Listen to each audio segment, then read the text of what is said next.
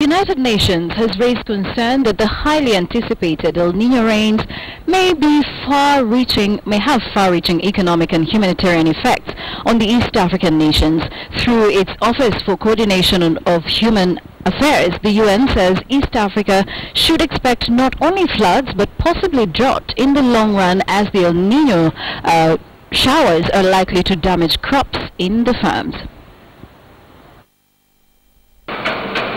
Since the weatherman broke the news to Kenyans that the skies will melt soon with a heavy downpour, likely to extend up to January next year, much of the concern of Kenyans has been about impending floods in the city and across the country.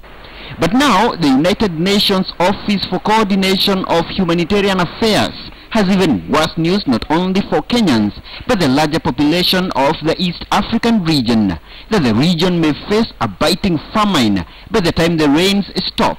The concern is we've already seen the impacts of the drier conditions. That's affected cropping, it's affected people's livelihoods already. We've yet to see how much of an impact that'll have throughout the entire region, but we can already see in Ethiopia it's having a massive impact on food requirements to support those who've not been able to crop. Already parts of Ethiopia are experiencing famine, and the United Nations agency now says this may get worse, as the El-nino is likely to put in disarray any farming activities in the region, since the pounding rains may erode away the fertile soils from the farming zones, even as they flood the lower plains.